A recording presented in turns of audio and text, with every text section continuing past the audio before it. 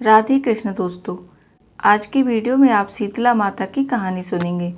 शीतला माता का व्रत होली के 8वें दिन रखा जाता है। शीतला माता के व्रत को हम बासोड़ा भी कहते हैं। इसमें माता को बासी भोजन का भोग लगाया जाता है।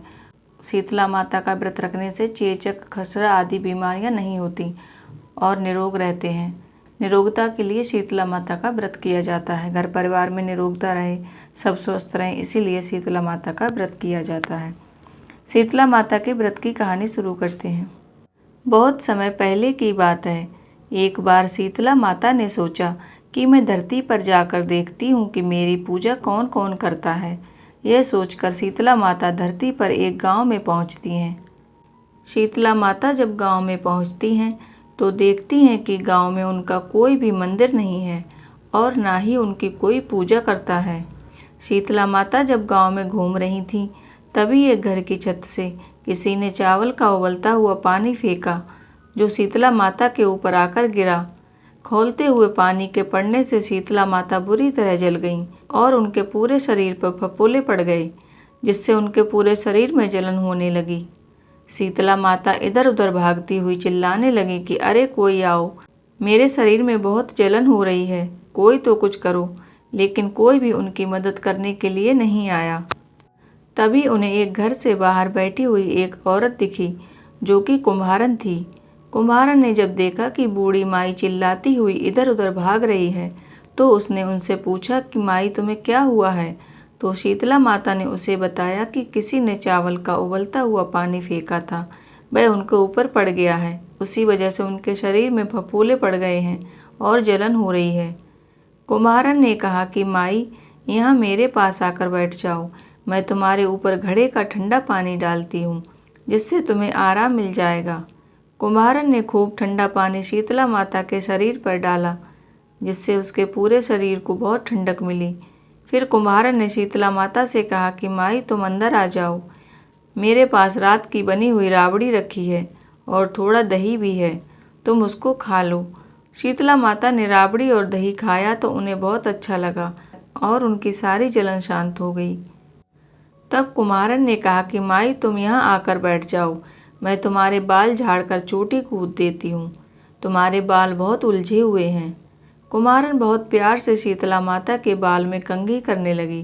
तभी उसकी नज़र माँ के बालों में सर के पीछे पड़ती है तो वह डर जाती है, क्योंकि वहाँ पर शीतला माता की तीसरी आँख दिख जाती है। कुम्हारन डर कर वहाँ से भागने लगती है तो शीतला माता कहती हैं कि बेटी रुक जाओ, मुझसे डरो नहीं, मैं शीतला देवी हूँ। मैं तो धरती पर यह देखने आई थी कि कौन कौन यहाँ मेरी पूजा करता है। इतना कहकर शीतला माता अपने असली रूप में आ गई। माता के दर्शन करके कुम्हारन सोच में पड़ गई कि अब मैं माता को कहाँ बिठाऊं और उनको क्या खिलाऊं। उसको सोच में डूबा देखकर शीतला माता ने पूछा कि बेटी तुम किस सोच में पड़ गई।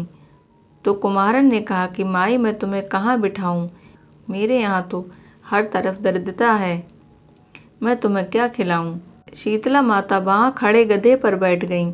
शीतला माता ने खुश होकर एक हाथ में झाड़ू और एक हाथ में डलिया लेकर कुम्हारन के घर की दरिद्रता को झाड़कर डलिया में भरकर फेंक दिया। शीतला माता ने कुम्हारन से कहा कि बेटी मैं तुम्हारी भक्ति से बहुत प्रसन्न हूँ, तुम जो चाहो वरदान मांग लो। कुम्हारन ने हाथ जोड़कर शीतला माता से कहा कि माँ, अगर आप मुझसे प्रसन्न हैं और मुझे कुछ देना चाहती हैं तो मेरी आपसे विनती है कि आप हमारे गांव में ही रुक जाइए। जैसे आपने मेरी दरिद्रता को दूर किया है, उसी प्रकार जो भी आपको होली के बाद अष्टमी को भक्ति भाव से पूजा कर ठंडा जल, दही और बासी ठंडा भोजन चढ़ाए तो आप उसके घर की दरिद्रता को दूर कर देना। और जो भी स्त्री सच्ची सेवा भक्ति से आपकी पूजा करे उसे अखंड सौभाग्य तथा उसकी गोद हरी भरी रखना। कुम्हारन ने कहा कि माता, जो भी पुरुष शीतला अष्टमी को नाई के यहाँ बाल ना कटवाए और धोबी के यहाँ कपड़ा ना दे और आप पर ठंडा जल फूल चढ़ाकर आपकी पूजा करे, उस व्यक्ति को कभी भी उसके व्यापार और घर में दरिद्रता ना आए। तब देवी ने कहा कि बेटी तुमने जो भी वरदान मुझसे मांगे हैं मैं वह सब तुम्हें देती हूँ, और मैं तुम्हें यह भी वरदान देती हूँ कि मेरी पूजा का सबसे पहला और मुख्य अधिकार कुम्हार जाति का होगा। उसी दिन से शीतला माता वहाँ स्थापित हो गईं और गांव का नाम हो गया शील की डोंगरी। शील की डोंगरी में शीतला माता का मुख्य मंदिर है। शीतला अष्टमी को वहाँ बहुत विशाल मेला लगता है। इस कथा को पढ़ने और सुनने से घर की दरिद्रता का नाश होता है और व्यक्ति की सभी मनोकामनाएं पूर्ण होती हैं। हे शीतला माता, जैसे आपने उस कुम्हारे की दरिद्रता को दूर किया, वैसे ही अपने सभी भक्तों पर अपनी कृपा और करुणा बनाए रखना। जय शीतला माता की। आज की कहानी यहीं पर समाप्त होती है। आशा करती हूँ आज का वीडियो आपको पसंद आया होगा। अगर वीडियो पसंद आए तो चैनल को सब्सक्राइब करें और वीडियो को लाइक करें और ज़्यादा से ज़्यादा शेयर करें। राधे कृष्ण।